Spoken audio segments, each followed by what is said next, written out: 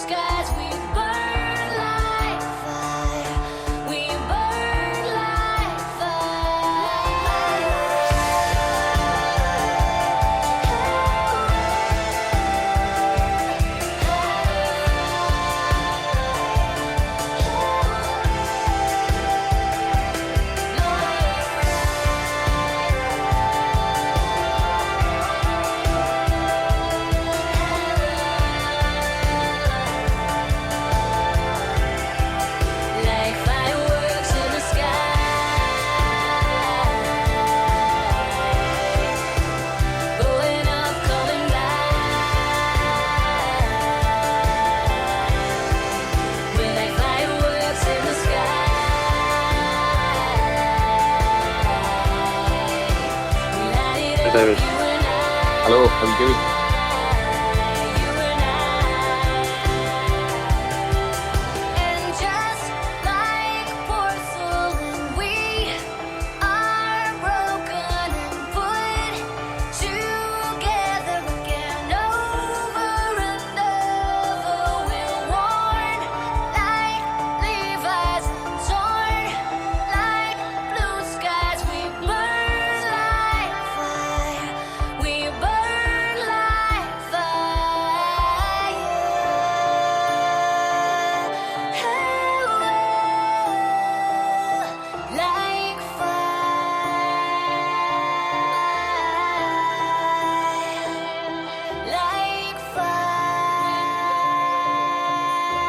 Busy times.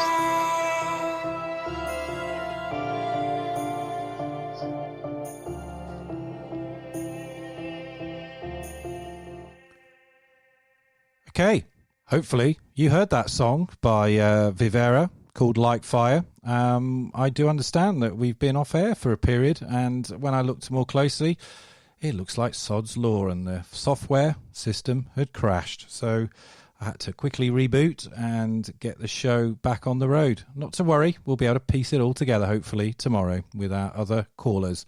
So to continue tonight's big debate on the Augar Review, I'm delighted now to be joined by David Gallagher, who's the Chief Executive of NCFE, one of the country's largest awarding bodies, and Chris Hale, who's Director of Policy at the Universities UK. Good evening to you both. Evening, Tom. Thank you for coming on live, and I hope it is live and people can now listen into what you're all saying. Certainly all the systems on my computer screen in front of me are showing green, so let's hold on to that. David, you run a major awarding body. I'm bound then to ask you a question about what Augar calls protected status for further education in his report, and sort of the idea, implicitly anyway, he floats that colleges being able to operate more like universities and award their own qualifications in future. I mean, if that idea were sort of really pushed, for example, in October's expected white paper, presumably you wouldn't agree with it. Well, it really depends what that means in practice, Tom. Yeah. So as an awarding organisation, of course, we've got a vested interest in a decision around that and a policy direction. But I think ultimately, as an organisation that cares most about making sure that the end user learners get the best possible deal and the best possible value for the system, we would look at the evidence, I suppose, very pragmatically to assess whether we felt a new way of doing things would derive the most value out of the system. I think in terms of some interpretations of that protected status, there's a superficiality to it, and what does that actually mean in practice? And that whilst we've got some great examples in HE around the value of a degree, is that is it perception, is it reality? What's the evidence to say that it would be right for FE? And I think that my key point on that is FE is not HE. HE, in my view, and Chris, I'm sure will be able to answer this much better than me. If you asked, 10, 20, 50 leaders in HE, what is the purpose of HE? I think you would get a lot of coherence and a lot of very similar answers. Whereas the tertiary education system is just by its very nature much more complex, much more diverse, serving everyone from 14 up to 60, 70 years and beyond, from level 2 to level 7, the most disadvantaged of learners, the highest of performing learners academically, adult and community learning, work-based, pre-employment. It is a completely different space to traditional higher education. And therefore, drawing parallels and simplifying certain things, I just think it can be unhelpful. We are a complex system by the nature of the diverse purposes that we serve. Indeed, absolutely. Even you just look at your own heritage. You're well over 100. I think, is it nearly 150 years old? I mean, you came out of that sort of local government technical education movement back in the mid 1800s, didn't you? So it is a very complex system and one that's grown up over time, hasn't it? That's it, and that's, I suppose, why recommendations around things like protected status. On the one hand, there's a concern because of that vested interest that I'm very comfortable to declare, but there's also out of any ideas where there is strong evidence as to how we can make the system stronger, how we can give better value to learners, how we can do things more efficiently and effectively. NCFE is as an example of an organisation that would be very happy to be part of helping the system to improve, because we've reinvented ourselves so many times over, it's actually 170 years. 170 years. That we're not fearful of the future. No. But what we would be very determined to see is what is the evidence, what is the proof that tells us there is a better way to do things.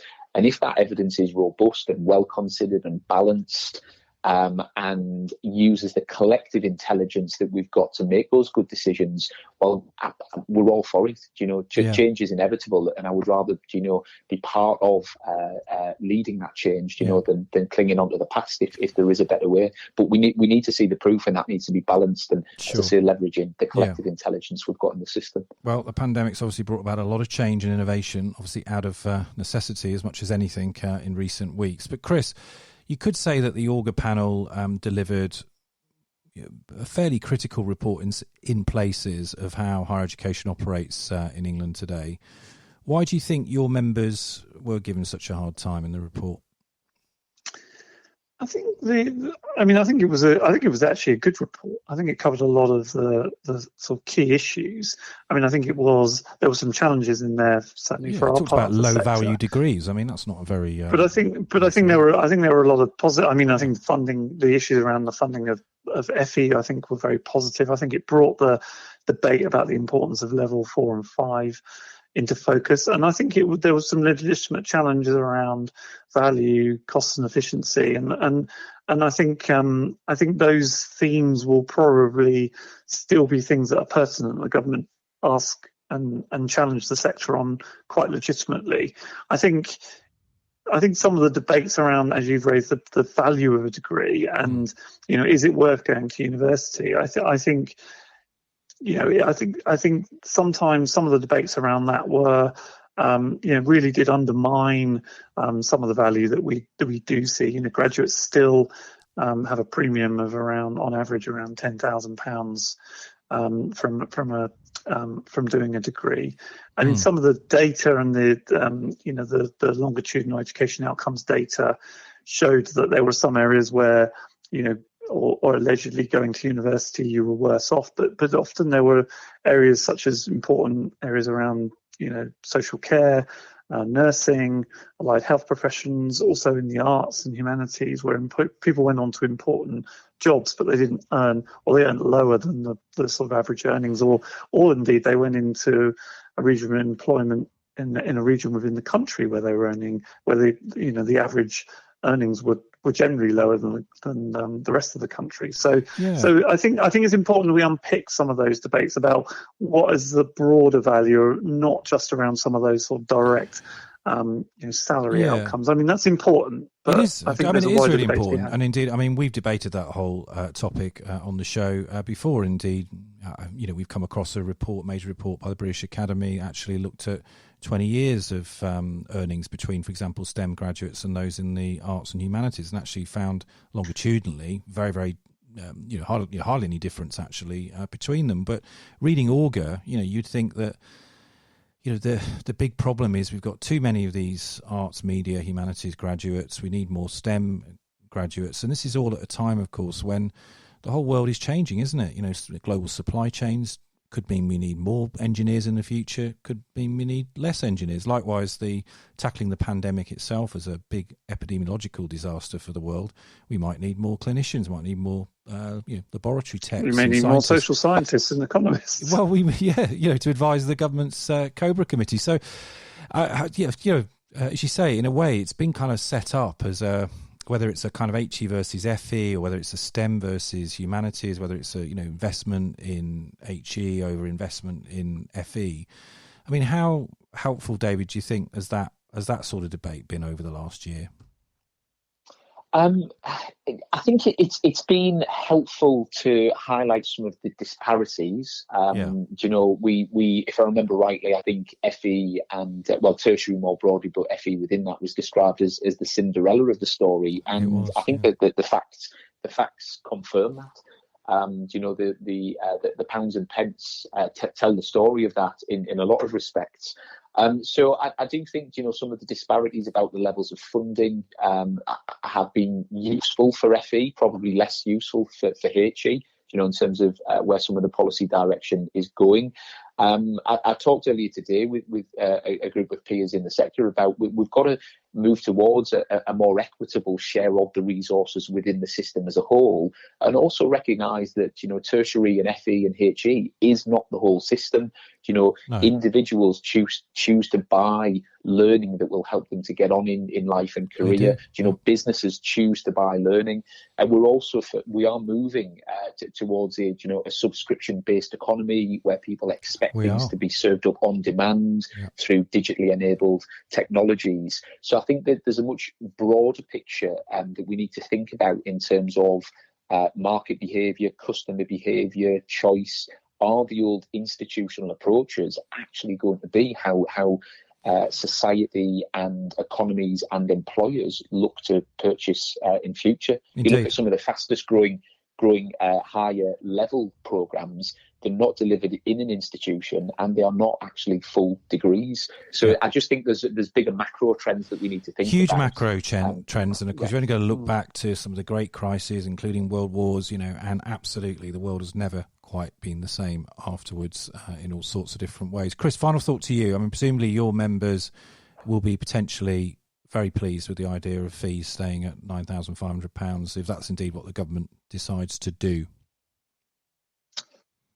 I think the important thing is that we have a sustainably funded higher education sector, and this probably isn't the right time to be cutting funding incomes. There's a bigger debate and a legitimate debate about the way in which universities funded, the balance of funding between the public and private, and how universities demonstrate that value to graduates and the public. I think we're very happy to have those debates, and I think Augar was important. And I'd reiterate what David said about it's really brought to the fore the importance of funding across the rest of the tertiary system as well. And I think that was very legitimate as well. And I don't think it's I don't think the two systems should be pitted against each other. I think I think more integration and more join up across the two systems, and so we can create pathways to respond to some of those challenges that that David set out, pathways to higher level skills, make sure that those two systems work together, particularly in their regions, so they can act as real skills powerhouses together. I think those are the really important things we should be focusing on. I think any cut to funding or diminishing of funding across the system would particularly at this time, would be wrong. And that's a message made, I think, across the sector very, very loud and clear. David Gallagher, NCFE, Chris Hale, Director of Policy for UUK. Pleasure talking to you this evening. Thanks for coming on. Thanks, Tom. Thanks, Tom. Bye. You're listening to Skills World Live with Tom Buick. So stay tuned, folks. We've got Kirsty Donnelly and Nick Hillman coming up after this short track. I'm just going to get them on the blower. And we'll close the segment just as well. We've had an extended show, given that the software crashed halfway through. But stick with us.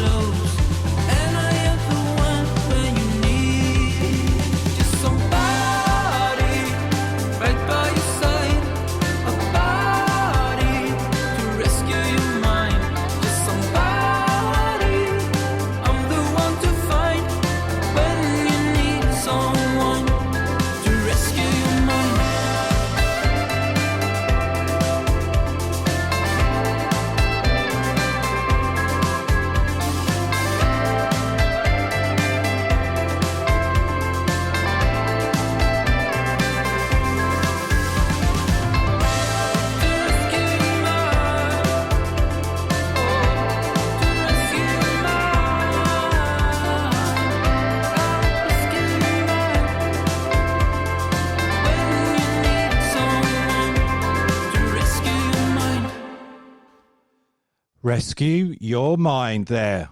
Another one of those bangers from epidemicsound.com. Now, look, I'm really, really delighted that Nick Hillman from the Higher Education Policy Institute and Kirsty Donnelly have taken time out of their lockdown evenings to be with us after the normal scheduled time of the show. We should have ended 11 minutes ago. But given that we had that software crash and that obviously meant that there's a missing segment or two somewhere, I think it's just as well we did decide to extend tonight's show. Evening to you both, Kirsty and Nick. Hi Tom. Hi Nick. Hi. Yeah, good evening to you both. Yeah, thanks for joining. Now, Kirsty, you've been listening, I think, to some of the show tonight that you could hear, and certainly you probably heard Philip Augar's interview. But what reflections have you got about what you've heard so far? Gosh, I mean, there's so many, isn't there? Really, I was really reflecting that to think it is a year almost a year since we were sort of eagerly awaiting. In fact, I seem to remember at the time we kept waiting from around March time, and when it finally landed, I think we all read eagerly Philip and the report of his commission, of his review, and I think I was struck again tonight by reminding myself of my three favourite parts of the 53 recommendations that were made, which was one around a lifelong learning entitlement, one around the importance of careers advice, and one around needing to increase the funding in FE. And the reason I've picked those three is because listening to all of our colleagues speaking from the sector this evening, had all those three recommendations been enacted or started to be enacted, I can't help but think, where might we be now, given none of us can have prevented COVID as it stands, but we could be in a much better position in terms of how we would be dealing with the aftermath of it, and much more ready to deal with the challenges that we're going to have now as a skills system. Challenges we already had pre-COVID in terms of underemployment, as you know I've talked about a lot, Tom, but now we're going to have these challenges of unemployment. So, to me, that's kind of one of the central things that has come out from all of the conversation this evening, that we had a chance to act with Augar. We still have that chance now to pick it back up and act again. I think we've really just got to collaborate and get on and do something about it. Sure, yeah. Nick Hilwin, great to have you back on the show. You've listened and obviously studied the Augar review quite closely. Indeed, you wrote an article, I think, on the back of Philip's article in the Financial Times, where he kind of admitted really that he thought, well, it's not an admission, isn't it? But I think he just basically said in terms of the change in circumstances, now would not be a good time to lower the fees from 9,500 to 7,500, for which obviously you welcomed that repudiation. But I think you actually went on to say some other things about the need still to deliver on Augar around investment in FE, and actually some of the things there that Kirsty was talking about. Yes, that's absolutely right. It's so odd because the Augar review was announced back in autumn 2017. It was, yeah. So, party conference, I think. Yeah, and the people who were just starting university, for example, when the Augar review was announced, are now graduating, or they would be graduating if graduation ceremonies were happening. They've gone all the way through higher education, and we still don't know what the government thinks about the Augar review. They still haven't responded to it, as Kirsty said. Yeah. And it's very odd. And another irony here is that a year ago, Philip himself, and I think it's a coherent, interesting, useful report, and I've been revisiting it today prior to this interview. But at the time, Philip said, you've got to implement every one of my recommendations. You can't pick and choose some of them and leave others. But of course, Philip himself is now saying some can be left behind and others remain more relevant. And of course, it has dated a bit because it was written in an environment when there looked like there was no new money, but spending levels would stay about the same. Sure. I'm very sorry to say that in future, it's likely there'll be much less government money available because of the amount of money that's being spent in the crisis. Yeah, well, indeed. Well, that's the point I also put to Mark Dorr and Sally Dickett's earlier as well. It's going to be a fight across the whole of the public and indeed now private sector, given potentially the position that government might have to take in some companies just to stop them from collapsing. So, we are obviously going to be entering a very difficult phase indeed for any case that's made around public investment. Nick, on your point about why hasn't the Augar review been implemented? I did put that question to Philip at the start of the show, and he sort of said, well, it was Brexit, it was a change of government. Obviously, had the election in December, that was quite unusual, and had one of those for many, many decades, and obviously a change of prime minister. But of course, when you look at the historical precedents here, without going down too many historical rabbit holes, the Robbins report, which again you covered in your article, that was published in October 1963. Again, it was commissioned under a different prime minister, Harold Macmillan. Alice Douglas Hume was actually then the prime minister that accepted it, and it was pretty much accepted lock, stock and barrel there and then in the House of Commons when that command paper was tabled. That did not happen with the Augar review, even though it had the same status. It wasn't a white paper, but it was an independent paper commissioned by the department. I mean, Kirsty, do you think that Augar's ever going to see the light of day and that actually it will be implemented, given how one of the panel members, of course, Baroness Wolfe, is in the number 10 policy unit? You would have thought that's a shoo-in for that report. Well, you would certainly hope that she's certainly looking at ways that some of the Augar recommendations could actually now see light of day. I mean, I think it's quite concerning, actually, Tom. I seem to remember a number of us in the sector, even pre-COVID, and even as the report first came out, because of the political climate at the time, wondering whether it would get kicked into long grass anyway. Yeah.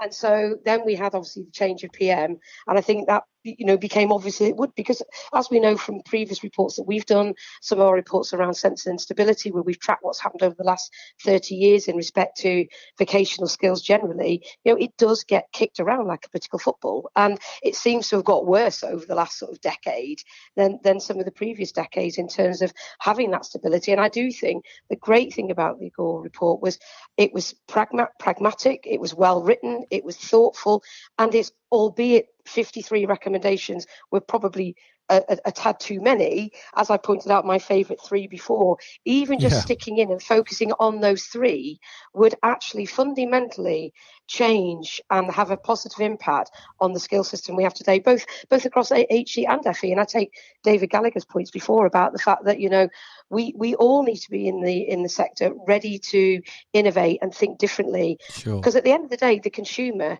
is probably going to end up having the power of the purse here eventually. One day, it may not be tomorrow, but one day the consumer is going to end up voting with their pound notes. And I think we need to be ready with something that's quite different in terms of what's out there in the delivery system today.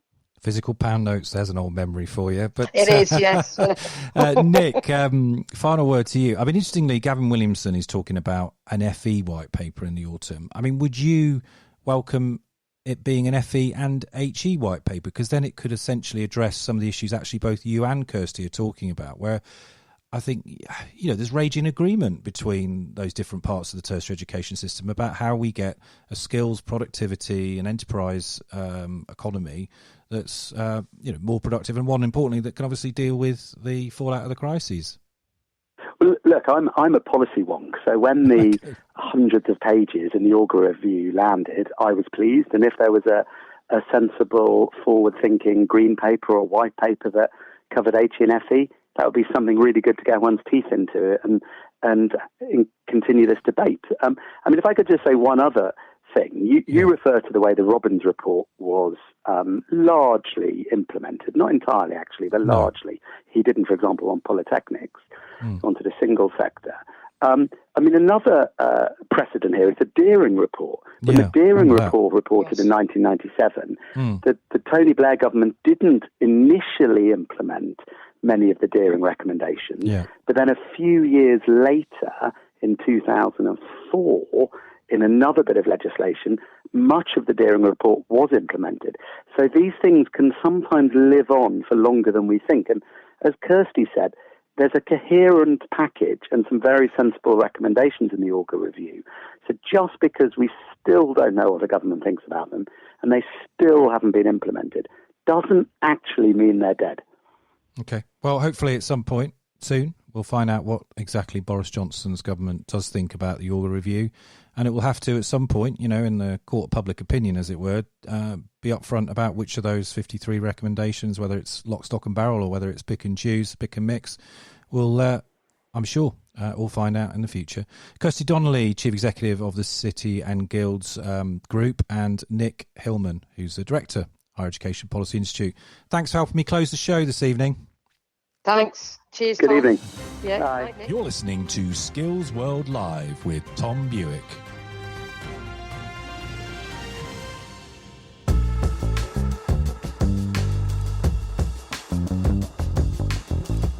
I feel like we've got to end the show on a slightly chilled out track. It's a bit frenetic, isn't it? What with that software crash and all. Anyway, don't forget to tune in tomorrow for Skills World, as we'll be crossing airwaves with World Skills. We'll be dedicating half the programme to the future, these brilliant skills competitions. Stay tuned.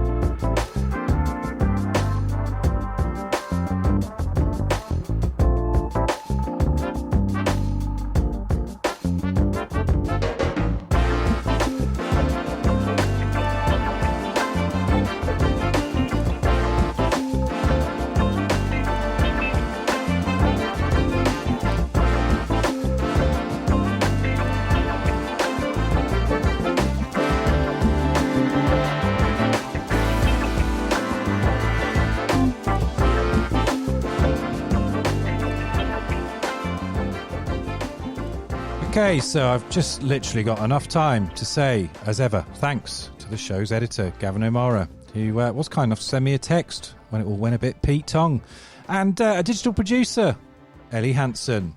Skills World Live is an FE News production, supported by the Federation of Awarding Bodies Platinum Partners Programme.